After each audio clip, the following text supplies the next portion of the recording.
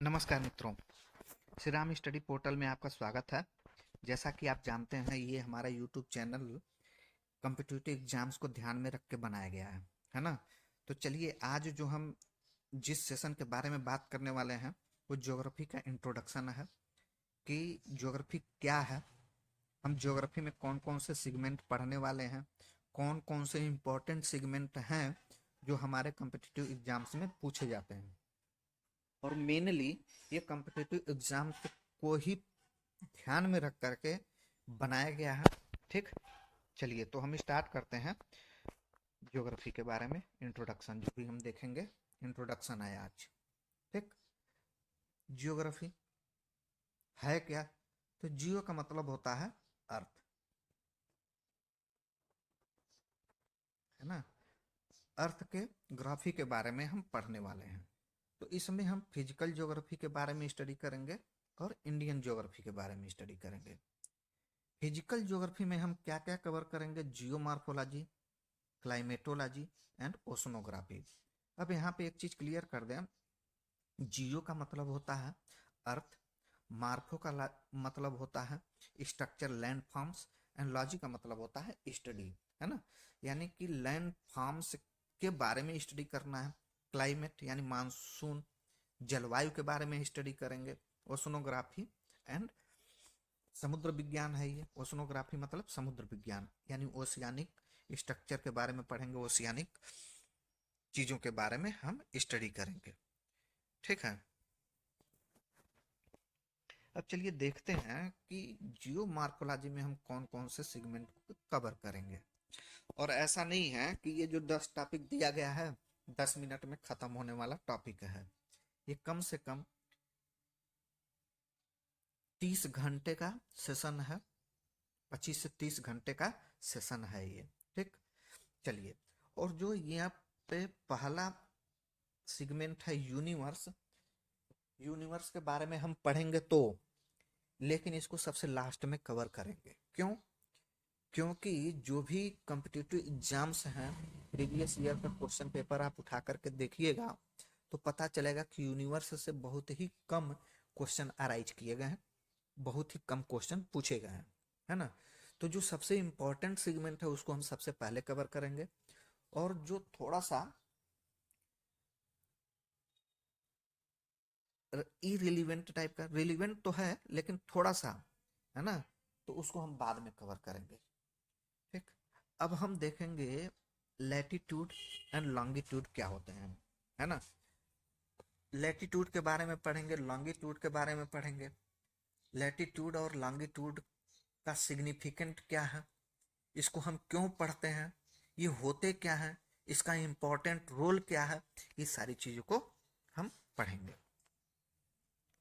फिर है interior of earth, यानी कि पृथ्वी की आंतरिक संरचना के बारे में पढ़ेंगे, स्ट्रक्चर कैसा है। अगर कई लेयर हैं जैसे क्रस्ट, मेंटल, कोर, तो इनका स्टेट क्या है, सॉलिड, लिक्विड, गैस, डेंसिटी के बारे में पढ़ेंगे। टेम्परेचर की अवस्थाएं क्या होती हैं,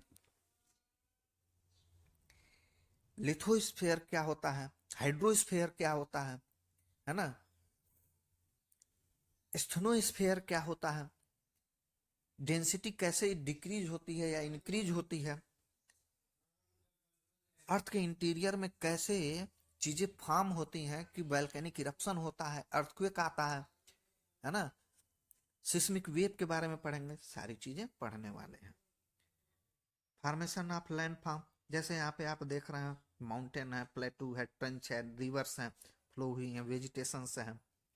तो लैंड फॉर्म यानी कि mountain, plain, plateau, trench, rivers, जो भी चीजें बनी हुई हैं कैसे बनी हुई, उनका फॉर्मेशन कैसे हुआ है, इनके बारे में हम स्टडी करने वाले हैं। प्लेट टेक्टोनिक मूवमेंट, यानी प्लेट्स होते क्या है, प्लेट्स बने तो बने कैसे, इनके बीच में अगर मूवमेंट होता है तो कैसे कैसे मूवमेंट होते हैं, इनका रिजल्ट क्या होता है। अगर टेक्टोनिक मूवमेंट हो रहा है तो इसका रिजल्ट क्या होगा, इन सारी चीजों के बारे में भी हम स्टडी करेंगे। जियोमार्फिक प्रोसेस क्या है, इंडोजेनिक एक्सोजेनिक फोर्स क्या है। इंडोजेनिक फोर्स और एक्सोजेनिक फोर्स भी लैंड फॉर्म के फॉर्मेशन में एक इम्पॉर्टेंट रोल प्ले करती हैं, इसके बारे में भी स्टडी करेंगे। और इन सब का रिजल्ट जो है अर्थक्वेक, सुनामी और वॉल्केनिक इरप्शन के रूप में देखने को मिलता है। अब अर्थक्वेक है क्या? अभी हम एक सेशन ऑलरेडी ले चुके हैं, क्योंकि ये न्यूज में था, तुर्की और सीरिया में बहुत ही डिस्ट्रक्टिव अर्थक्वेक आया था, है ना, अभी भी न्यूज में है, इसलिए उस पर एक सेशन हम ले चुके हैं।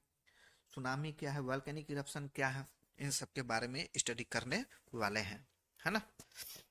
अब हम फिर देखें क्लाइमेटोलॉजी। एटमॉस्फेयर क्या है, उसके कंपोनेंट क्या है, कितने लेयर्स में एटमॉस्फेयर डिवाइड किए गए हैं, कैटेगराइज किए गए हैं, हर एक लेयर का एक अपना रोल है। क्लाइमेट में ये क्या इंपॉर्टेंट रोल प्ले करते हैं, एटमॉस्फेयर का स्ट्रक्चर क्या होता है, insolation and heat budget.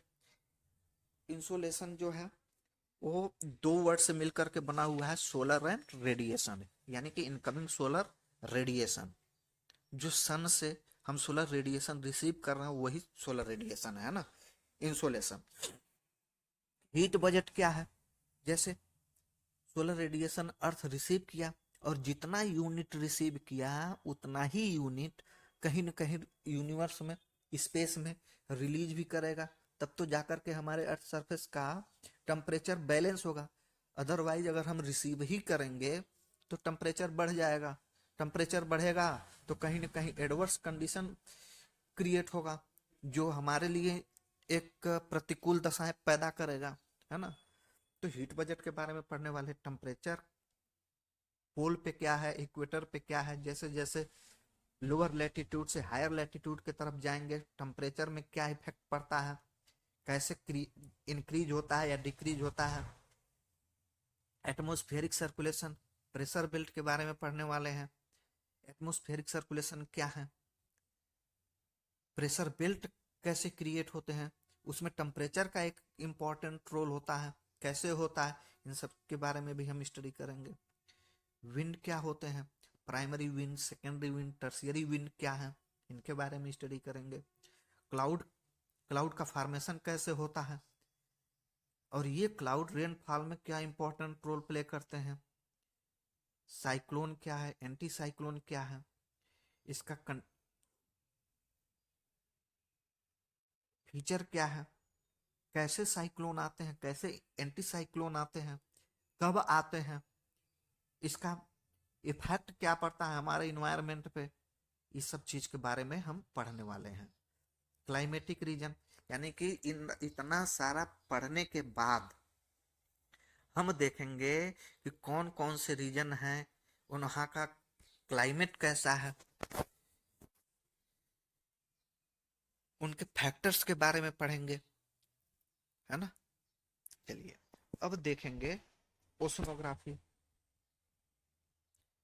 Importance of ocean क्या है, यानी कि जो भी सागर या महासागर हैं उनका महत्व क्या है ना।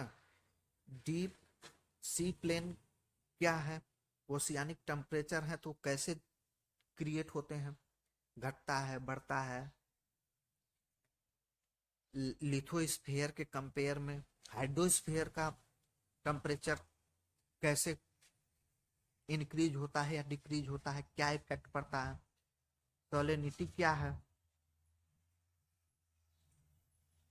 करंट कैसे जनरेट होते हैं, टाइड कैसे बनते हैं, ओशियानिक रिसोर्सेज क्या है, मैरीटाइम लॉज जो हमारे सैन्य, मिलिट्री, नेवी के, यानी कि इंटरनल सिक्योरिटी की दृष्टि से बहुत ही इंपॉर्टेंट रोल प्ले करेगा। यानी कि ये सारी चीजों के बारे में भी हमको स्टडी करना है ना।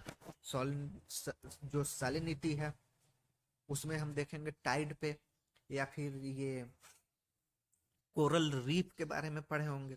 कोरल रीफ,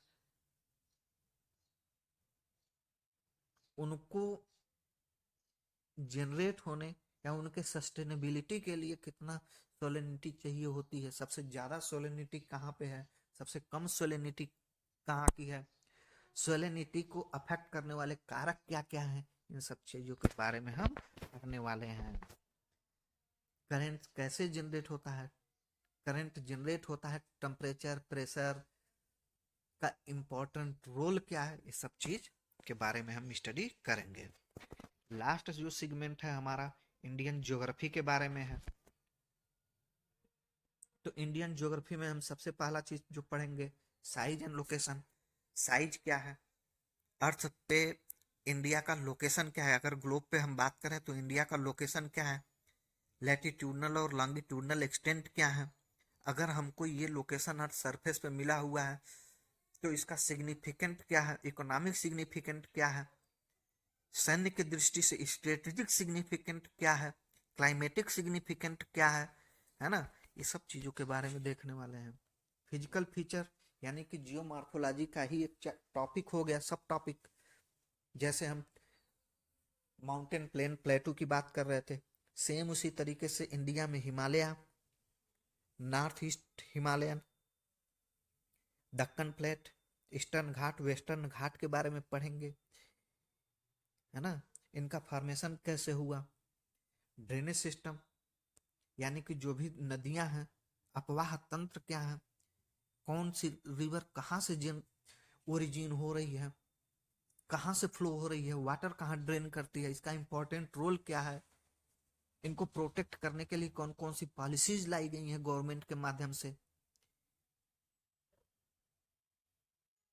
इसके बारे में स्टडी करेंगे। क्लाइमेट ऑफ इंडिया यानी कि इंडिया के क्लाइमेट के बारे में पढ़ेंगे। इंडिया के क्लाइमेट को अफेक्ट करने वाले फैक्टर्स क्या क्या हैं, इंडिया का क्लाइमेट कैसा क्लाइमेट है। इंडिया का क्लाइमेट को पढ़ते वक्त हम ये भी देखेंगे कि बाकी अदर रीजन से इंडिया का क्लाइमेट डिफरेंट है ना। इन सब चीज़ों के बारे में हम पढ़ने वाले हैं। वेजिटेशंस ऑफ इंडिया, तो इंडिया को हम कई पार्ट में डिवाइड किए हैं वेजिटेशंस के बेस पे। जैसे हिमालयन रेंज में किस टाइप का वेजिटेशंस मिलेगा, नॉर्थ ईस्ट हिमालय में कैसे वेजिटेशंस मिलेंगे, प्लेन में कैसे वेजिटेशंस मिलेंगे, वेस्टर्न घाट ईस्टर्न घाट में वेजिटेशंस कैसे पाए जाते हैं, जैसे जैसे अल्टीट्यूड बढ़ता है वैसे वैसे वेजिटेशंस में कैसे डिफरेंसेस आते हैं, इन सब चीज़ों के बारे में भी हम पढ़ने वाले हैं। फिर हम सॉइल ऑफ इंडिया यानी कि इंडिया में जो सॉइल का डिस्ट्रीब्यूशन है, सबसे ज़्यादा कौन सी सॉइल पाई जाती है, सबसे कम कौन सी सॉइल पाई जाती है, कि कौन कौन से टाइप की सॉइल्स हैं, सॉइल प्रोफाइल के बारे में भी हम पढ़ेंगे, है ना। एग्रीकल्चर ऑफ इंडिया यानी कि इंडिया में जो एग्रीकल्चरल एक्टिविटीज़ हैं वो किस किस टाइप की एग्रीकल्चरल एक्टिविटीज़ प्रैक्टिस में लाई जाती हैं, कौन कौन सी फार्मिंग की जाती है ना, रबी खरीफ जायद कैश, ये सब फार्मिंग के बारे में पढ़ेंगे। रिसोर्सेस के बारे में, रिसोर्स क्या होते हैं, कैसे क्रिएट किए जाते हैं, कौन कौन से रिसोर्सेस हैं, कुछ प्राइवेट रिसोर्सेस होते हैं, कुछ पब्लिक रिसोर्स होते हैं, है ना। मिनरल्स, कौन कौन से मिनरल्स हमारे इंडिया में पाई जाती हैं, उनका लोकेशन क्या है, अगर पाई जाती हैं तो उन पे बेस्ड इंडस्ट्रीज क्या हैं, अगर कोई रिसोर्स पाया जाता है जैसे झारखंड, छत्तीसगढ़, उड़ीसा में कोल माइनिंग, कोल रिजर्व ज़्यादा है, तो कहीं ना कहीं कोल बेस्ड इंडस्ट्रीज जो है वही लोकलाइज्ड होंगी, तो इंडस्ट्री के बारे में भी हम पढ़ेंगे। जो भी रॉ मटेरियल पाए जाते हैं वहाँ पे बेस्ड, उन्हीं पे रॉ मटेरियल पे बेस्ड इंडस्ट्रीज इस्टेब्लिश की जाती हैं, है ना। इंडिया का पॉपुलेशन क्या है, पॉपुलेशन को अफेक्ट करने वाले कारक क्या क्या होते हैं, है ना, जिसमें हम सेक्स रेशियो, मृत्यु दर, mortality rate, fertility rate, pull factor, push factor, ये सब चीज़ें पढ़ेंगे। क्या इंडिया का पॉपुलेशन इतना ज़्यादा है कि रिसोर्स पे बर्डन पड़ रहा है, या चीज़ें कैसे एक दूसरे को अफेक्ट करती हैं, पॉपुलेशन एक इम्पॉर्टेंट रोल प्ले कैसे करता है हमारे इंडिया को, इकोनॉमी में कैसे इम्पॉर्टेंट रोल प्ले करता है, इन सारी चीज़ों के बारे में हम पढ़ेंगे, है ना। चलिए अब, हाँ, थैंक यू, इतना आप देखिए। नेक्स्ट सेशन जो होगा हमारा वो जियो मार्फोलॉजी पे होगा, है ना, और स्टार्ट करेंगे लैटिट्यूड एंड लॉन्गिट्यूड से। ठीक है, थैंक्स फॉर वाचिंग।